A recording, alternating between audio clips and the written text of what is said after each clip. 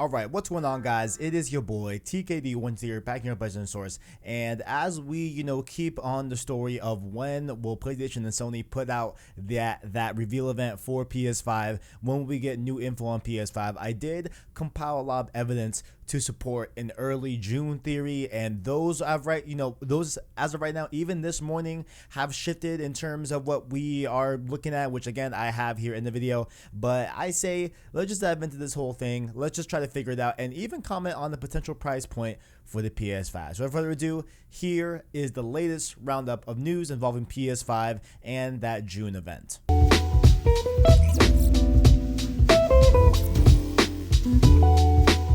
So starting off here, I think we should start at a place where was the June date kind of originated in terms of like its legitimacy, like who was kind of like one of the first big voices to say that all right, there is a PS5 June event, and that is of course none other than Jason Schreier. So he was on Press Start podcast and he said here, quote, "As far as I know right now, Sony is still on track to do at least one thing by early June, let's say, or mid-June, let's say." So he was again just talking on the podcast, and that's what he was saying after being asked about about how likely there will be a PS5 June event and everything. And so that's what he said. But then as a lot of people took that as the gospel, to a certain degree, and as like a lot of people were kind of running with that notion that all right, if Jason says it, then it's probably likely that there will be a June event for PS5 and for PlayStation. He did take to Reset Era in order for him to give a little bit more of clarification, a little more of insight what he actually meant. So he said here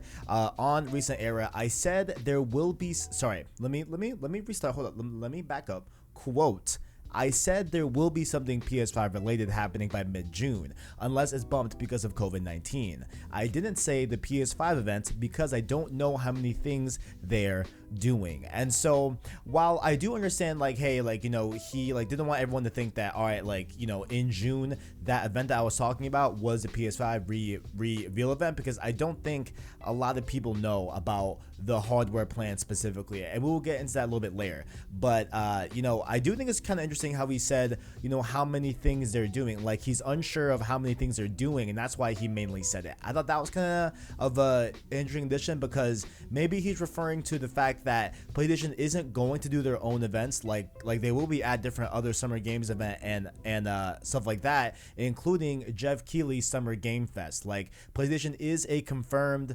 part of the lineup for Phase 1, so maybe he was referring to that. Like he didn't want us to be confused of that event being a PS5 reveal event, and maybe that event could be something along in the Summer Games Fest lineup, but we will have to see. So that's kind of the first inkling of truth that we got with June, but there's one more as well that has a pretty proven track record as of right now with some current events. So on top of Jason Schreier's comments at Press Start Podcast and him talking about that June date, we did get another source coming from that June date as well, and kind of been preaching to the choir that there is some sort of June event happening involving PS5 and PlayStation as a whole. And that is of course none other than Jeff Grubb, a writer at VentureBeat, but he leads up the Games Beat division, I believe is where he's actually at, to be more specific. So he's definitely a more games focused thing, and so what he's been doing is something that's pretty funny and something that I can kind of relate to, as well as our friends at JoyClicks as well, with Christian Buckley and Jack and all of them. He started this Summer Games mess list, right? So he started to kind of get it all straight of the different events that's going on this month. I'm sorry, not even this month, this season, over the course of 4 months, from May to August, around that time range. There's a lot of different things going on. We have, dedicated events from different publishers, dedicated events from the developers. Like, there's no longer just one singular E3 type of deal where we can just go and look at it. I do commend Keighley for trying to kind of reel it in and trying to kind of, centralize everything, but there's a lot going on this summer in gaming and stuff like that. So he was kind of just poking fun at that, making a list of what he is making sure of, right? And on this list, right, on May 11th, so let me just be frank here. So this was posted on May 11th, right? The day before the Pro Skater announcement as well, and he had this list where he lists for June 4th a slate of PlayStation events for June 4th, right? And why I think there's a little bit more credibility is because on that list, when you look at May 11th, on the next day for May 12th, he puts blank man. And, obviously, if you guys probably didn't know, I didn't know until last night when I was doing research on the story, Tony Hawk's nickname is Birdman. So that was like a little bit of like a wink nudge to the notion that, all right, tomorrow, as I was posting this list here, this like summer game mess, all that good stuff, Tony Hawk is being unveiled tomorrow. So that added a little bit more credibility to him, that I think that, all right, obviously he is a reporter at Adventure Beat, he covers games, so of course he is, led to be credible and definitely knows a lot more than we do. Maybe he just can't say right now, obviously, but that added a little bit of oomph to his story, And then we go on, right? And there was an updated list as the weeks go by and days go by, months go by. He's been updating this list to kind of reflect changes in the schedule and everything. And so on May 15th, he changed the name of the June 4th event from Slate of PlayStation to PlayStation Event. Now, it could be nothing, right? It could be just a name change, and we will definitely get to that. But he also added an additional PlayStation event that is happening early August that is, of course, a State of Play. And so, once that started popping off and once people started seeing the changes and noticing what's been going on, he did get a lot of Twitter questions about said changes and everything. And we had a Twitter user ask him, no more Slate of Play, and now it's just a PlayStation event. That said, with the cherry on top of a State of Play in August. Am I reading too much into this? Probably. And then he does have a little bit of a reply to say that kind of amends what it says, and I'm going to blow it up because I'm blind as a bat right now, guys. I can't see nothing right now, but here we go. He says, it's hard to nail down details because things are still in flux, but June 4th is a hefty next-gen showcase. August should be like previous State of Play, but now with PS5 games. I'll probably finally get this all written in a story on Monday. And we will talk about that story on Monday as well, which is today as of this recording, right? So then to tie it back to that article that he was talking about on Monday, there was an update that he provided on that article. I'll link it down below in the description, where he says here, quote, first is a Sony event in early June. The company was originally planning this for June 4th, but it is moving it around. The exact date is now more nebulous. That doesn't mean it's slipping by a matter of weeks, though. The early June timeframe is still in the company's current plan. And so that is what we were talking about right there. So essentially, June 4th isn't the official date, but it looks like there will still be an early June type of event for PlayStation, okay? And so we go on, and as I was doing some research on this, and like as I was looking into this whole thing and looking at different replies that he was talking about with different people asking him on Twitter, I was wondering, like, all right, if June 4th is a PlayStation games showcase, right, and not a PS5 reveal event, could they showcase PS5 games without showing off the console yet? Because if you guys recall a Bloomberg article and a Bloomberg report that we did a video on the channel a few weeks back, it was outed that, allegedly speaking, right, they put out the DualSense controller, the new PS5 controller, on the PlayStation blog because they were sending out those day one ready to get into consumers' hands controllers that week to developers. And so they didn't want the developers or like anyone that was going to be able to see the finalized controller, they didn't want that controller to leak in that facet. They wanted to announce it on their own terms, so they decided to announce it beforehand via the PlayStation blog before they sent it out to developers. And so that was a way to kind of avoid leaks and everything. And if we take that mentality and apply it to PS5 is also rumored to be starting production in June, right?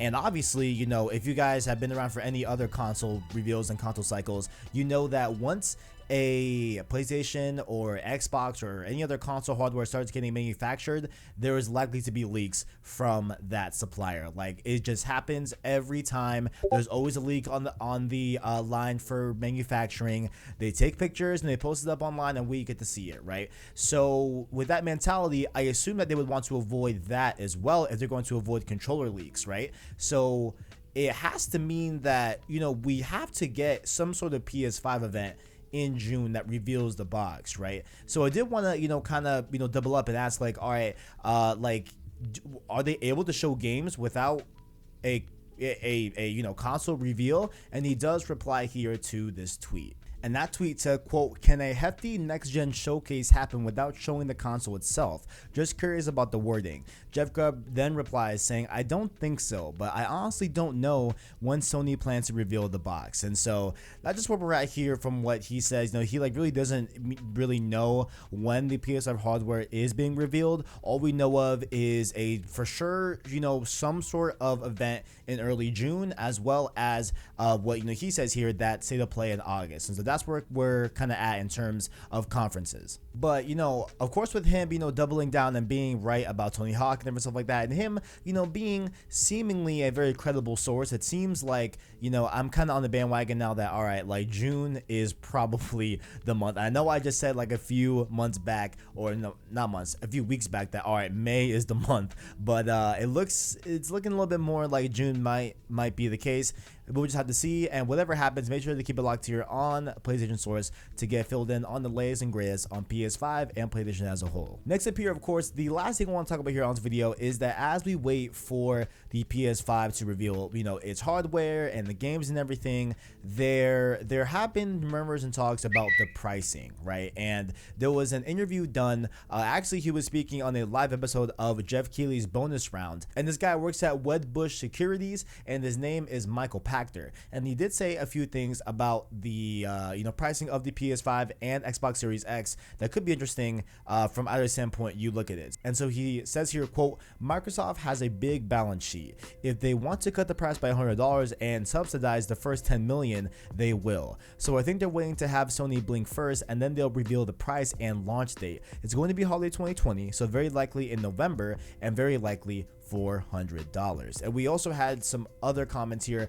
by Peter Moore, who is a former Xbox and EA executive now, and now he's at Liverpool and different stuff like that. But he says here, quote, "Both companies are considering how much we can afford to lose in the first 12 to 18 months and how that is offset by software attach rate and services revenue. From the perspective of each company in Microsoft right now, the stock price and market cap is flying for them. Does Seda Nadelia say, this is our opportunity, let's dare Sony to come in at $500. And so that's kind of what the rumor strategy here is given from these two sources. They're saying that, all right, like Microsoft is playing it a little bit, they're like trying to play their cards smart in this whole next gen type of race, where they're waiting to see and really anticipating that Sony will do a $500 price point for the PS5, which historically speaking, to be fair, I have said that too in the past on this channel. Like I see the PS5 being $500. I don't see it being $400 from what we've been given before in terms of the console being about $450 to actually manufacture, as well as $470 when you bump with that extra $20 to package it and different stuff like that and ship it and everything. Is looking at about $450 to $470 in terms of per console to get it to the market, right? Like into physical stores. And so with that being said, like I did some more research here and looked up what are the services that could offset this $100 difference from both sides. Like what are we looking at here? So PS Now has over 1 million users as of October 2019 on and off console, I believe. So I think that's also taking into account the PC as well, like in terms of PS Now subscribers on PC. PS Plus has 38.8 million as of February 2020. Xbox Game Pass has 10 million as of April 20th, of course on and off console as well, because you can get those on PC. Xbox Live, the same notion. They have nearly over 90 million users as of April 2020 on and off console. And so it like from the numbers point of view, it looks like Xbox and Microsoft have a lot more monthly revenue that they take in to be able to take a hit on selling hardware to get just boxes in homes. But we do have to obviously have the elephant the elephant in the room here, and that is that PlayStation has killed it this generation. Like they have completely demolished it in terms of game sales and in terms of pretty much like across the board. You know what I'm saying? Like they have done a really, really well job this generation in terms of revenue and different things like that. So maybe PlayStation has that same type of wiggle room, just from a different source and not necessarily on the services, even though yes, services will help, but like maybe maybe there's more to the story than we're seeing in terms of PlayStation side, but we will have to see. But I will throw it back to you guys. What do you guys think is the cost of the PlayStation 5 given the Series X? Do you think that the Series X will undercut it by $100? Let me know your thoughts down in the comments below. And make sure also, while you are down there, to check out our description where you can find our Anchor link, our Twitter, as well as our Discord to join in the community and talk amongst us PlayStation fans. Like the video if you enjoyed it, as well as stay subscribed to PlayStation Source to keep up with the latest and greatest in PlayStation. Thank you for watching, and as always, greatness awaits.